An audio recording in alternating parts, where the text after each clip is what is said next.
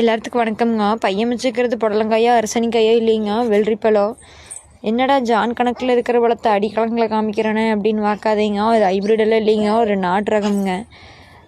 இப்போ நாட்டு ரகத்தோட விழிப்புணர்வு ரொம்ப அதிகமாயிட்டே வருதுங்க. இருந்தாலுமே வெள்ளரிப்பழம் விரும்பி சாப்பிட்றவி அப்படிங்கிறது கம்மி தான் அப்படின்னு நினைக்கிறேனுங்க. வெள்ளரிக்காய் சாப்பிட்ற அளவுக்கு வெள்ளரிப்பழமும் சாப்பிடுங்க, அது ஒரு சிறந்த உணவு.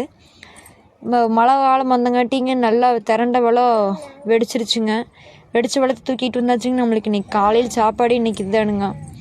விதைகளெல்லாம் திரண்டிருக்கிறங்காட்டிங்க அந்த விதைகளை பத்திரம் பண்ணி பக்குவப்படுத்தி வச்சிட்டோம்னா நம்மளுக்கு விதைக்கிற காய்க்கு அப்படின்னு எடுத்து வச்சாச்சுங்க. தோல் ரொம்ப லேசாக சன்னமாக இருக்குங்க, தொட்டாலே உறிஞ்சு வந்துரு. இருந்தாலும் குழந்தைகளுக்கு கொடுக்குறங்காட்டி பாதுகாப்பாக இருக்கட்டும் அப்படின்னு சொல்லிட்டு தோல் சீவி எடுத்தாச்சுங்க. எத்தனை பேர் கருப்பட்டிப்பாகு, தேன், கரும்பு சர்க்கரை எல்லாம் வச்சு வெள்ளரிப்பழம் சாப்பிட்ருக்குறீங்க அப்படின்னு சொல்லுங்கள். இப்போ குழந்தைகளுக்கு சர்க்கரை அந்த மாதிரி இனிப்பு ரெக்கமெண்ட் பண்ணலினாலுமே நம்ம வெறும்பழமே கொடுக்கலாமுங்க. சாப்பிட்றதுக்கு வெண்ணையாட்டு அத்தனை நல்லா இருக்குங்க. அவ்வளோ ஒரு ஆர்வங்க, கீழே நின்றுட்டு எப்போ சாப்பிட்ல அப்படின்னு சொல்லிட்டு. பல் இல்லாத சின்ன குழந்தைங்க கூட விரும்பி சாப்பிட்டுச்சுங்க. நீங்களும் கிடைச்சா சாப்பிட்டு பாருங்க. அடுத்த பதிவில் பார்க்கலாமுங்க. நன்றிங்க.